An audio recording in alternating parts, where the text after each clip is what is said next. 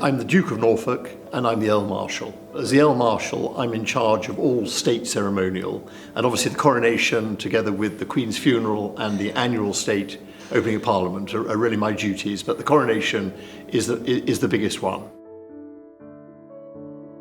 Yes, I was in the main procession into the Abbey, in front of the King and Queen, and obviously all the clergy and the very long procession that it was. I mean, obviously it was a very long service of 2 hours. There were some very, very important parts to it. I was constantly worrying whether people would do what they were meant to do at the right time, but it went really pretty faultlessly.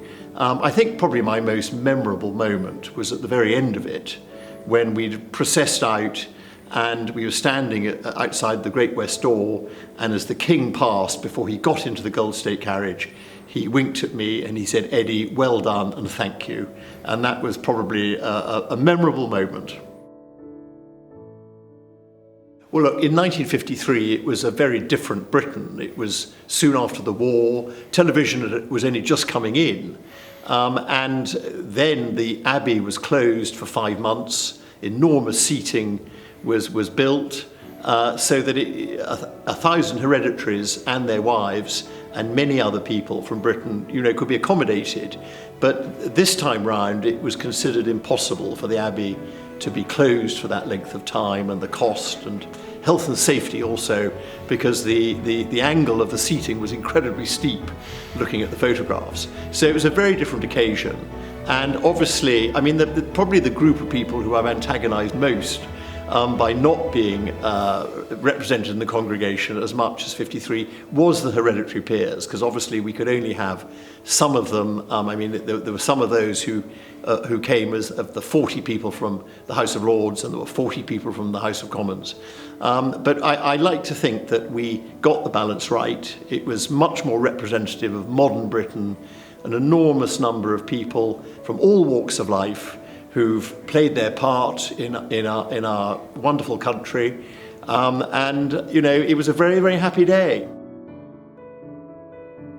We managed to get the procession to end by marching into the gardens at Buckingham Palace and then giving a royal salute and a hats off and 3 cheers to their Majesties. And I think that was that hasn't been done before, actually. Before, in 1952, and actually over the last 200 years, anyone in the front of the procession never saw the gold coach, never saw the King or the Queen. And I think that was a wonderful little idea which worked. Actually, soldiers 12 across had to concertina down to 6 across to get through the gate into Buckingham Palace Gardens. But they did that incredibly successfully before they got at the end of the Mall. And I think it was another little part which will be remembered. It's a court uniform. It goes back in history.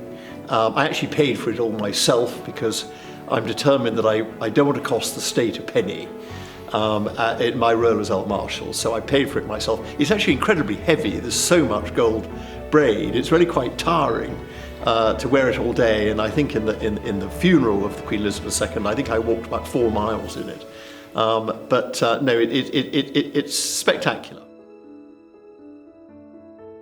That's my Earl Marshal's baton.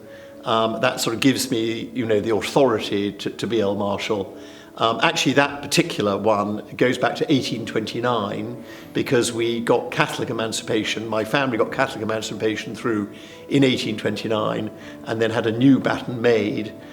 Before that, we always managed to find a Protestant uncle who could be acting Earl Marshal, Deputy Earl Marshal. But it was rather a proud moment in our family's history when we managed to get Catholic emancipation through, and hence the new baton.